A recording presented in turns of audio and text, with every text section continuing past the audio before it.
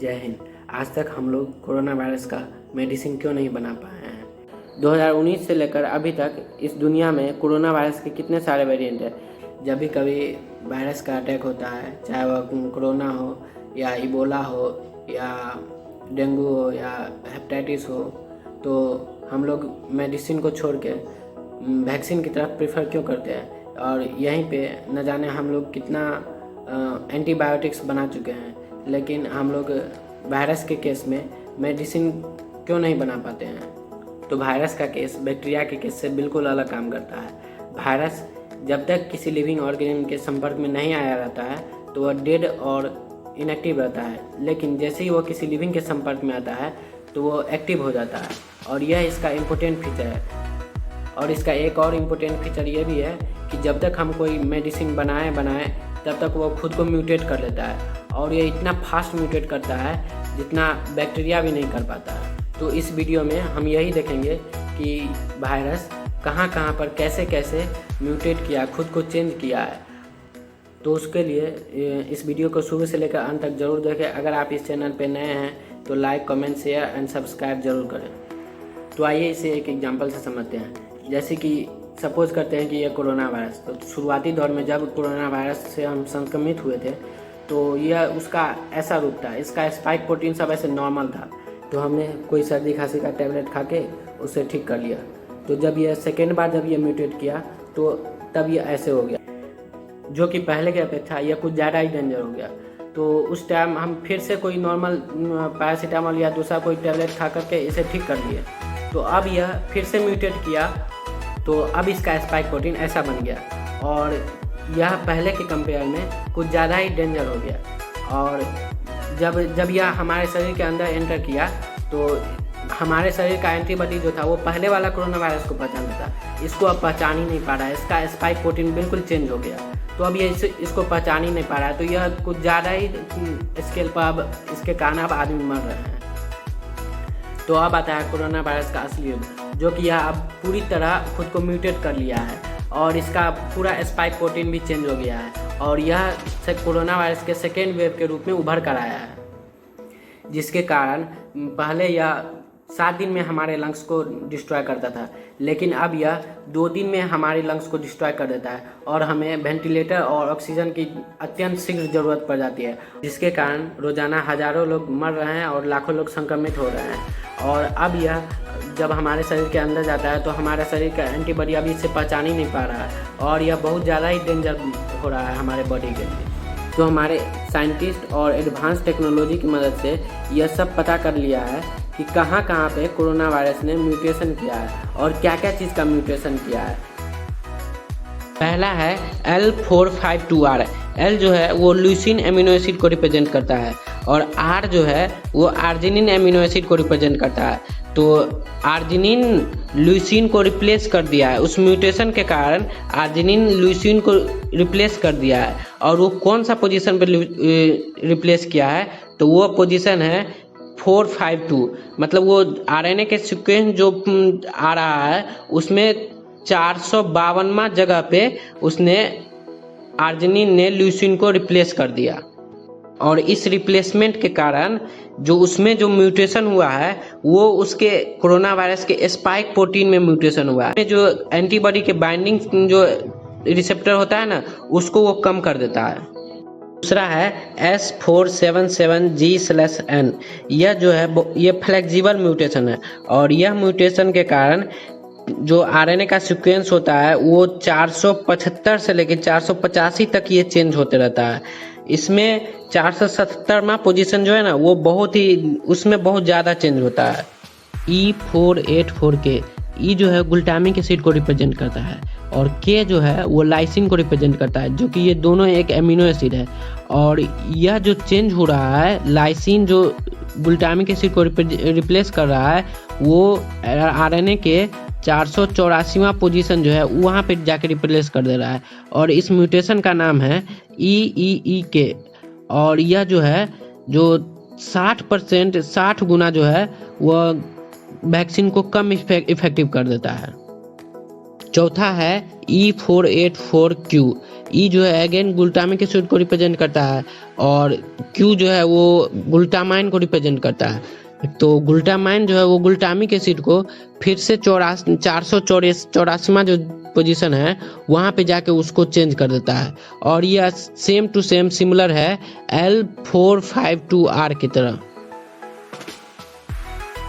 पांचवा है N501Y। N जो है वो एस्प्राजिन को रिप्रेजेंट करता है और Y जो है वो टायरोसिन को रिप्रेजेंट करता है और ये दोनों एमिनो एसिड है और टायरोसिन जो एस्प्राजिन को रिप्लेस कर रहा है वो आरएनए के सीक्वेंस का 501वां जो पोजीशन है ना वहाँ पे जाके रिप्लेस कर दे रहा है और इस म्यूटेशन का नाम है नेली, NELLY नेली। छठा है D614G। डी जो है वह एस्पार्टिक एसिड को रिप्रेजेंट करता है और जी जो है वो ग्लाइसिन को रिप्रेजेंट करता है। तो ग्लाइसिन को रिप्लेस कर दे रहा है एस्पार्टिक एसिड और वो भी 614वां जो आरएनए का सीक्वेंस है वहाँ पे। तो ऐसा माना जाता है कि ये जो ग्लाइसिन जो है वो कोरोना वायरस के ट्रांसमिशन रेट को बहुत ज़्यादा बढ़ा देता है और यह स्पेशली देखा गया है यूरोप, चाइना और ईस्ट एशिया में और इसका नाम है निक नेम दिया गया है डॉग, DOUG। सातवां है P681H। यह जो है यह सिमिलर है इससे पहले वाला में जो D614G है ना उसमें उसका उसी की तरह सिमिलर है और यह यूके और नाइजीरिया में डिटेक्ट किया गया था। आठवां है P681R। P जो है वो प्रोलिन को रिप्रेजेंट करता है और R जो है वो आर्जिनिन को रिप्रेजेंट करता है। तो आर्जिनिन प्रोलिन को आरएनए के 681वां जो सीक्वेंस है ना वहाँ पे जाके उसको रिप्लेस कर दे रहा है और इसमें P681R, E484Q, L452R ये सब जो म्यूटेशन हो रहा है ना ये सब कोरोना वायरस के स्पाइक प्रोटीन में म्यूटेशन हो रहा है और जिसके कारण ये बहुत ज़्यादा घातक साबित हो रहा है। नौवां है A70V। ए जो है वो एलानिन एमिनो एसिड है उसको रिप्रेजेंट करता है और भी जो है वो वैलिन जो एमिनो एसिड है उसको रिप्रेजेंट करता है। तो वैलिन एलानिन को आरएनए के 701वां जो सीक्वेंस है वहाँ पे जाके उसको रिप्लेस कर दे रहा है और ये इस रिप्लेसमेंट के कारण जो म्यूटेशन होता है वो कोरोना वायरस के स्पाइक प्रोटीन में म्यूटेशन होता है और यह ज़्यादातर साउथ अफ्रीका, ऑस्ट्रेलिया, नीदरलैंड और इंग्लैंड में देखा गया है यह म्यूटेशन।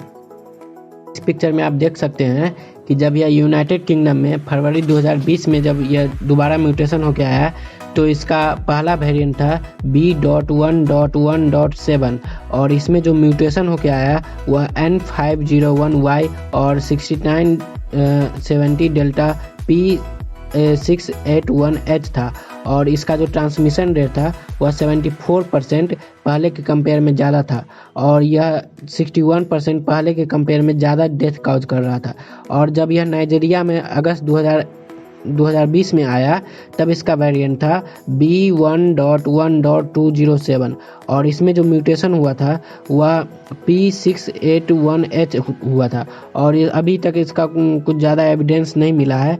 लेकिन जब यह जून 2020 में यूनाइटेड स्टेट में आया तब वहाँ पे उसका वेरिएंट था B.1.429 और उसके साथ एक और वेरिएंट था B.1.427 और इसमें जो म्यूटेशन हो के आया था वो आया था I425V, D1183Y और S13L और W15152C और L452R था और यह जो था 20% जो पहले के कंपेयर में ज़्यादा ट्रांसमिशन करता था। 2020 में डेनमार्क में आया तो वहाँ पे जो वेरिएंट था उसको रजिस्टर नहीं किया गया, लेकिन उसमें जो म्यूटेशन हुआ था वो इसमें मेंशन है कि Y453F 6970 डेल्टा H भी था।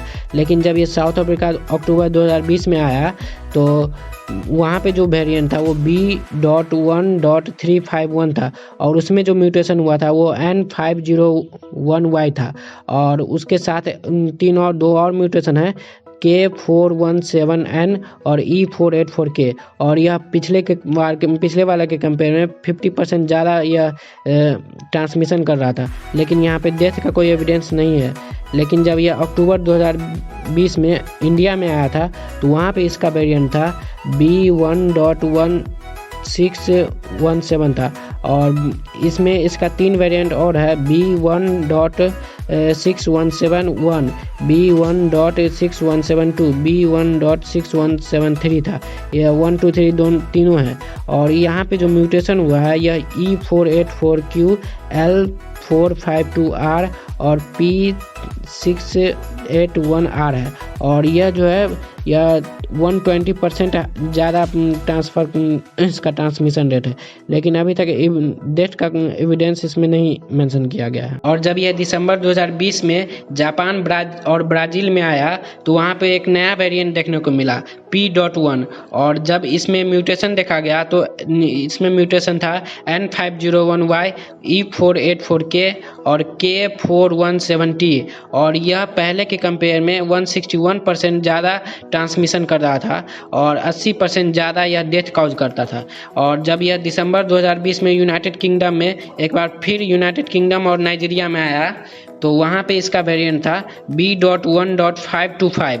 और वहाँ पे इसमें जब म्यूटेशन देखा गया तो E484K और F888L, और यह अभी अंडर इन्वेस्टिगेशन में ही है।